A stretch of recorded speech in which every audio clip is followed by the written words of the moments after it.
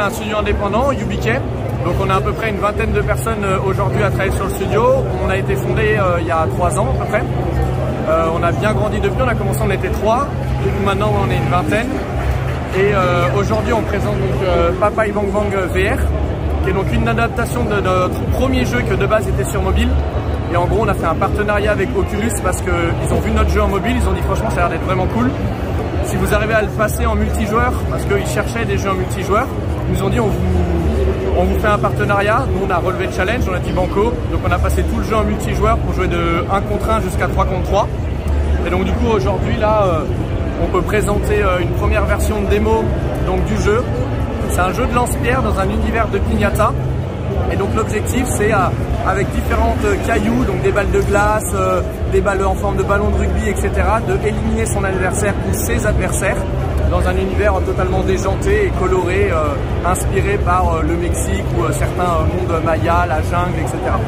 Ouais, bah typiquement nous sur l'univers coloré, etc. c'est quelque chose qui attire beaucoup de joueurs. Là aujourd'hui on a eu du monde toute la journée avec la file jusqu'à dehors le stand. Et effectivement ouais, ça attire les jeunes on va dire de 10 ans jusqu'à 18 ans où ils viennent et effectivement ils disent quelque chose de super coloré qui bouge beaucoup et qui a l'air d'être vraiment rigolo et un petit peu déjanté. Et effectivement ouais, c'est l'un des points forts je pense qui quand on arrive sur le stand et qu'on voit un petit peu les écrans et les personnages qui bougent, ça a l'air d'être marrant et on a vite envie d'essayer de prendre le jeu en main. Et le gros avantage avec la réalité virtuelle, c'est que vu que c'est un jeu de lance-pierre, je vous fais le mouvement du lance-pierre, vous avez déjà tout compris comment on fait pour jouer au jeu. Donc du coup c'est ultra intuitif et c'est un gros plus aussi qu'on a là sur l'appareil Games Week pour des petites sessions de 5 à 10 minutes.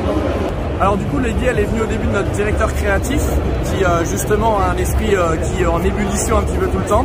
Et il a eu un petit peu cette direction artistique qui est venue dans sa tête avec tous ces personnages avec des formes complètement loufoques, etc. Et il voulait justement une direction artistique, un visuel qui se détache de ce qu'on pouvait trouver dans les autres jeux, que ce soit mobile ou même dans les jeux en réalité virtuelle.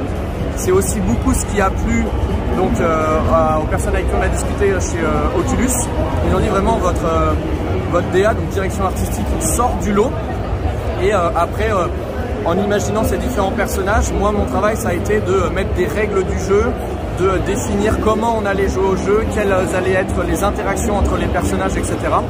Et du coup ça nous fait un jeu haut en couleur qu'on peut présenter aujourd'hui. Un jeu haut en couleur made in France pour le coup, puisque tous ceux et celles qui y ont travaillé sont effectivement partout en France. C'est ça, ouais, exactement. Donc le studio est basé sur Paris principalement, mais on travaille un petit peu partout en France. Moi je viens d'Annecy en Haute-Savoie, donc effectivement j'ai fait mes études sur Paris et maintenant je suis redescendu en Haute-Savoie parce que je suis d'origine de là-bas. Et par contre ça pose aucun problème pour travailler avec l'équipe, on est en télétravail.